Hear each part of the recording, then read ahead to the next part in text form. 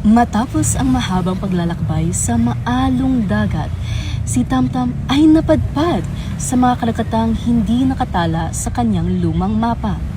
Tahimik ang paligid, payapa ang mga bituin na waring nakamasid lamang. Ngunit sa unting-unting pagsikat ng araw, may kung anong kaba ang gumapang sa kanyang dibdib.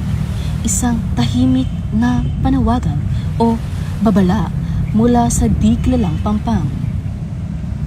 Habang siya'y natutulog, inangkin siya ng hangin at alon.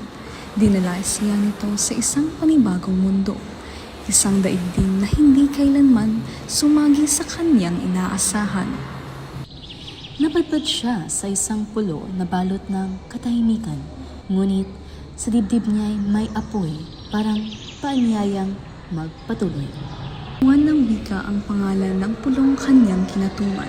Sa gitna ng dilim, isang bata ang lumapit. Sa kabila ng katahimikan ng paligid, dala niya ang init ng pagtanggap.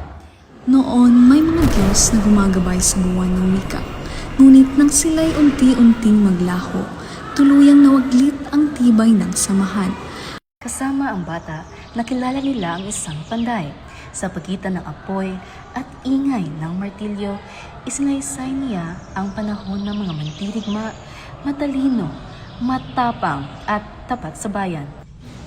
Mula sa dilim, lumabas ang dalawang magkapatid. Ang isa'y kasing ningning ng buwan, ang isa na may kumikislap na tila bituin sa gabing payapa. Kasama ang mga bata, ang panday at ang dalawang kapatid. Sinimula ni Tamtam ang isang misyon, ang muling ibalik ang liwanag ng buwan ng wika. Sa gitna ng kanilang paglalakbay, nadiskubre nila ang apat na Diyos, ang tagapagbigay ng kayahang magsulat, magsalita, sumayaw at umawit. Mga biyayang nagbibigay buhay sa puso at diwa. At nang gisingin ng mga tao ang kanilang mga kakayahan, muling nagbalik ang mga Diyos, hindi galing sa langit, kundi buhat sa lalim ng kanilang puso.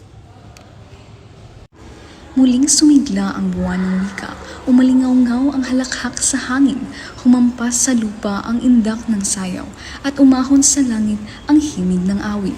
Buhay na muli ang pulo. Hindi balak ni Tamtam na maging tagapagligtas. Dumaan lang siya. Ngunit sa pagbabahagi ng liwanag sa iba, natagpuan niya ang sa kanya. Hindi siya tinapon ng dagat, dinala sa puok kung saan muling sumibol ang simula.